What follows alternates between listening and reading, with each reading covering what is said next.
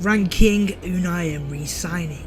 So lads, it has been exactly 544 days since Arsenal appointed Unai Emery, and since then things, let's just say, have been pretty interesting. So with the Arsenal board still reluctant to get rid of Mr. Good Evening, what are you waiting for, Don Raul? I thought I'd give you guys something a bit different today. Now since Emery has been at Arsenal, we have made in total 12 signings. Now some of those 12 signings have been good and some not so much. So with that being said, that leads us perfectly onto today's video, which is going to be me ranking signings made by Mr. Good Evening, Unai Emery. This should be very interesting. Crazy mother.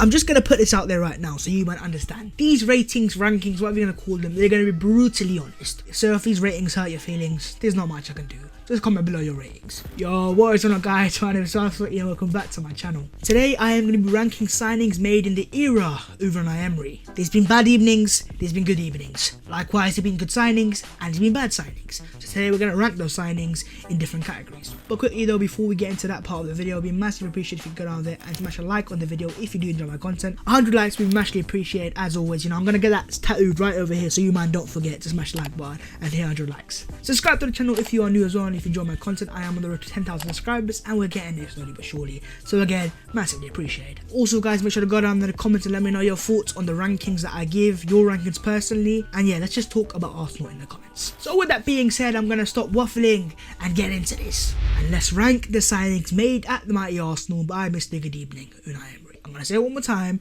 these are going to be brutally honest. Prepare yourselves. So the first signing made in the Emery era was Stephan Lichtsteiner. Oh, brilliant. Lichtsteiner was a free signing made from Juventus. In terms of my initial thoughts on Lichtsteiner when he came in, I was like, yeah, do you know what, I'll take it. He's a free signing, he's come from Juventus, he's done bits there. He came against Tottenham that season and ripped them apart. And I was like, you know what, why not? The man's on a free, we'll take it. There was even a part of the season where Arsenal fans were like, let's drop Bellerin and let's play Lichtsteiner. How wrong we were. Lichtsteiner, once he did stop playing for Arsenal, was absolutely shambolic. Came into the Arsenal lineup towards, mid-season, and he absolutely was awful. And that experience he was meant to bring was just like nowhere to be seen. And as time progressed, fans realised that being 34 does affect Lichtsteiner, and his pace and legs were completely gone. Just in general, Lichtsteiner was just a massive failure. A man that was meant to bring in experience and veteranship, if that's a word, he brought in no legs, no pace, and a lot of anger. So, final thoughts, Stephan Lichtsteiner goes happily straight into the get out of my club right now section. And the great thing about that is Lichtsteiner is actually out of my club right now, so good stuff. On to the second signing, we are talking Sokratis. Now, Sokratis signed from £50 million from Borussia Dortmund. He was a signing that was made by Sven Mislintat when he was still at Arsenal, and I just don't know what to say about this guy. In terms of when he came in initially, he looked pretty good, he was fast, he was rapid, he looked pretty solid, and realistically in his first season, he was pretty solid. Moments like the Northern Derby, the Emirates, where he sat Harry Kane on his ass, it was brilliant. Pure scenes. And even when he went to Tottenham away at Wembley, Sokratis dominated that game, and I remember there was fans outside the stadium after the game saying Sokratis should be captain. Now as time has progressed since then, Sokratis hasn't really improved his reputation. He's gone from a solid defender to one that you can't really rely upon. Just go to the Watford game this year, man, passes straight to Thomas Cleverley.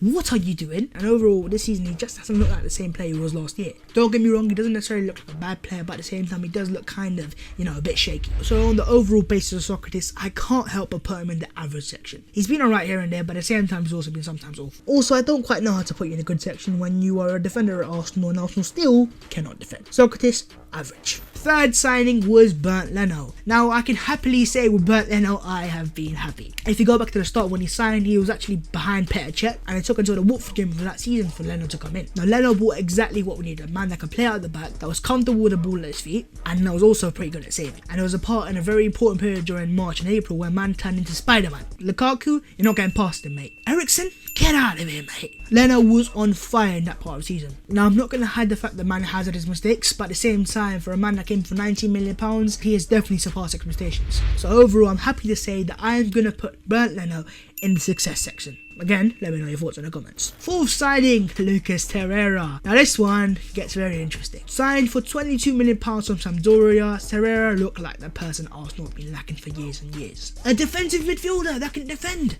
that could tackle. And there was a certain part of last season when Arsenal fans even compared him, and I was one of them, to N'Golo Kante. Obviously, looking back at it now, I was obviously massively out of my depth. But regardless, to say Torreira hasn't quite lived up to the early expectations. So he came in initially. If you go back to the start, he struggled to get into the first team because of Unai Emery, and I don't know what was wrong with him. Then he came in, played defensive midfielder next to Granit Xhaka, and he bossed it until January. And then after January, it's just been a bit of a dead one still. In many ways, Torreira is like Santa Claus. He's been absolutely useless since Christmas. Shout out to man like Sonny, that is completely your joke. I've stolen. And overall, Torreira is just a bit of a sticky one for me. I love Torreira. I don't know why, but I absolutely adore him as a player. I think he's perfect for Arsenal. I think as a defensive midfielder, which is the key thing there, he looks outstanding. When it comes to playing him as a 10, I don't know why, or maybe the fact that he's not a 10, that he doesn't work out. I think the fact that Torreira's dipped off for Arsenal, I think massively is down to Unai Emery. When you have a defensive midfielder, you play him in defensive midfielder. We can go out and sign one of the best defensive midfielders in Wilfred Ndidi. But if we play him at number 10,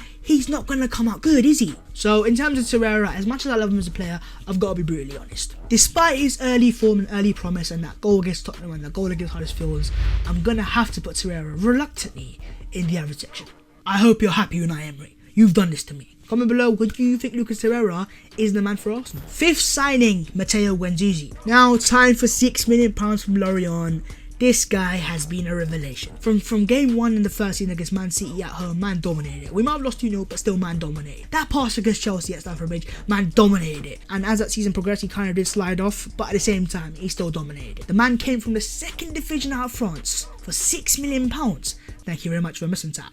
And he's just been a revelation for me. Yes, he's had his bad periods of time, but still overall, the man's come back. This season he came, fantastic performance against Tottenham. He's gone to Old Trafford, he's done well. That Aston Villa game when he just grabbed the game by the scruff of the neck and said, yo lads, wake up. I just can't help but love the man.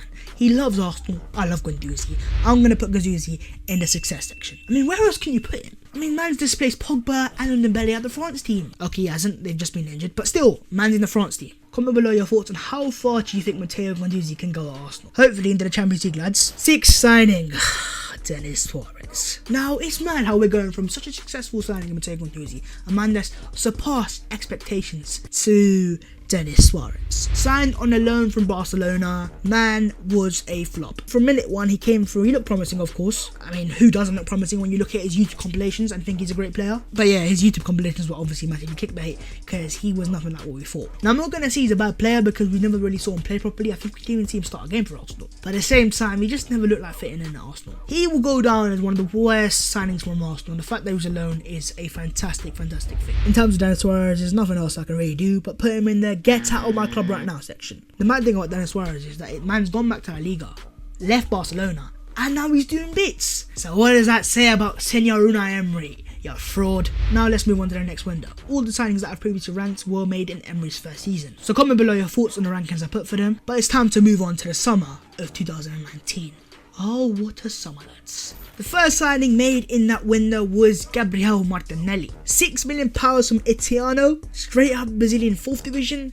This guy's surely gonna be awful. Oh, how we were wrong. Man's come in and he showed who he actually is. He's Pele's godson. Now, but jokes aside, Gabriel Martinelli has been absolutely outstanding. From the games we've seen him play, the games we've seen him start, the man scores goals. He scores goals for fun. He's gone to Anfield, he scored 2 goals. That's 2 more goals than Sergio Aguero's ever scored at Anfield. The man is Pele 2.0, isn't he? We haven't really seen him start in the Premier League yet, but that's going to come because the man's still only 18 years old. And overall, I can't praise this guy enough. For £6 million, so far, this man looks nothing more than a success. Whether he'll be a success is a different question, but for me, personally, I just see a man that is going to be, you know, the next big thing. Gabriel Martinelli, for me, has been a massive success. So far, things can change, you never know. On to the 8th signing of the video, we are talking Dani Ceballos. Dani Ceballos signed on a loan from Real Madrid. The only good thing this guy's produced so far is his bloody charm. In terms of initial thoughts, when he signed, I was like, yeah, do you know what, we'll take him. When he rejected Tottenham to sign for Arsenal, I was like, yeah, we'll definitely take him now. And then his first game against Burnley, oh my god, what a player. Santiago's All 2.0, up there with the best midfielders in Premier League. And everyone just fell in love with him. But boy, if there's ever been a case for clickbaiting, this has been one of those. The man's gone from Santiago's All 2.0 to a human fidget spinner. Just doesn't stop spinning, does he? I mean, so if I was basing this off Ceballos' first game, he'd go straight into the success section. But if I look at him overall, right now, I can't help but put him in the average section. Ceballos, you've been average, mate. But your chant, that got straight in success. 9th signing, William Saliba. £22 million on that yen. We haven't even seen him play yet. Now, that's not our fault. He's gone back on loan to his old club. But from what I've seen in terms of his YouTube compilations and watching him play live as well, boy, this man's going straight in success. I don't care what people say, this guy's Van Dijk 2.0, and you can't change my mind on that. So yeah, William Saliba, who is yet to play a single second for Arsenal Football Club, is already our best defender. That sounds just about right. On to signing number 10. David Luiz. Signed for £6 million from Chelsea. He's been alright. Now, in terms of Luiz's expectations, I don't really expect a lot from him. The man was simply coming as a stop. He only came into the club last minute, and now it's because Laurent Koscielny decided to snake us and sign for Bordeaux. And after Koscielny snaked us, we only had one option, and that was David Luiz. The man wanted to leave Chelsea because he was in their first team plans, and since coming to Arsenal, I haven't really been over the moon with him. But at the same time, I don't think he's been that bad. In terms of playing at the back, he's by far our best defender. The man can ping a ball better than most of our midfielders. In fact, he should be playing in midfield, in my opinion. And I just think David Luiz has just been a decent signing. I don't think he's been bad. Yes, he's had his mistakes here and there, but you know what? We all know that was going to happen. I'm not surprised by that. So I'm not going to say he's been bad for Arsenal, and I'm not going to say he's been that good for Arsenal. I'm just going to put him in good, but not consistent enough. Comment below your thoughts on David Luiz. On to signing number 11, the Scotsman, Kieran. Please ignore my absolutely shambolic accent. Signed for £25 million from boyhood club Celtic. The man has been, well, he hasn't quite played for us yet. Yes, that is right. He signed from Celtic with an injury, so we already knew he wasn't going to play for us. He has started a few games. I think he started one Premier League game against Torreira, and you know how that ended up. And yeah, he's played a few Carabao Cup games and a few Europa League games, but we haven't seen him play enough yet. So I can't really put him in the good section because he hasn't played enough, and I can't really put him in the bad section because he's not really, done anything bad. So in terms of Kieran, I'm sure he's going to end up being the best left back in the Premier League. Sorry, Liverpool fans. But in terms of right now, he's been nothing but average. So Kieran, unfortunately, you're going in the average section. Now, you may have figured out during this video that I had been going through each signing chronologically. But after William Saliba, there was one player Arsenal signed that I missed out, and that was on purpose. That player we're going to rate now, and that player is Nicolas Pepe. I left this last for a reason. Signed for £72 million from Leo. Boy, what can I say? Initial thoughts, I was like, bro, we've signed the best player the world's ever seen. Nicolas Pepe, Lionel Messi. You look at his YouTube compilations, man doing mad skills, mad finishes, left foot, right foot, lovely passes, lovely dribbles. Man's doing mad celebrations. But lads, things haven't worked out, have they? When you sign a player for £72 million, you're going to have mad expectations for the man. When I'm signing a player for that much money, I'm expecting something close to the final product. Now, in terms of Nicolas Pepe at Arsenal, he just doesn't look like the final product, anywhere near the final product. It looks like a player that's still, adapting. And a player that certainly doesn't look like his top level yet. Now, don't get me wrong, he's had his moments. Moment against Liverpool when man was in 1-on-1 and he killed Andy Robertson, but he should have scored. The penalty against Aston Villa, and those two wonderful gigs in the Europa League. But realistically, Arsenal wouldn't have paid £72 million for a player that's going to take time to adapt and only seems to be scoring goals when players stop moving. So as I said in the start of the video, I'm going to be brutally honest. Nicolas Pepe, I'm sure you're going to turn out to be a great player, and hopefully you do. But simply because of the L's that I've had to take because of you on Twitter, I just can't help but put you in the bad section. Yes, it hurts. I know Pepe's not a bad player, but as of right now, you've not been good for Arsenal. Bad section, Nicolas Pepe. Oh, it hurts. It really hurts. Pepe, score some goals, please. But with that being said, guys, we're going to end the video there and there. This is something different I've tried today. Normally I'm making transfer videos or reactions or manager videos, but today I'm making a ranking video. I've never ever done this personally before, but I've seen it quite a few times done on YouTube. So if you did enjoy it, make sure to go down there and smash a like on it. 100 likes would be appreciated as always. Subscribe to the channel if you are new. We're on the road to 10,000 subscribers, so it'd be massively appreciated if you could subscribe. Also make sure to comment below your thoughts on the rankings I given this video, your thoughts on the video itself, and in terms of what would your rankings look like. How do you rank Unai Emery signings? I'm actually going to take this moment to shout out the guy in the comments that actually comment below this idea in the last video. You are the real MVP of the video. And yeah, if you have any video ideas for me, make sure to go down there in the comments and let me know them. And with that being said, guys, we're going to end the video there and there. Man needs to go sleep, and Arsenal, need to stop winning. This week's been the international break, and you know what? It's been a bit of a relief. No Arsenal loss, no Arsenal points lost, and no Pepe slander. Nicolas Pepe, boy, it's time for you to turn up. Anyways, with that being said, my name is Bernd, and I will see you next time. Anyways.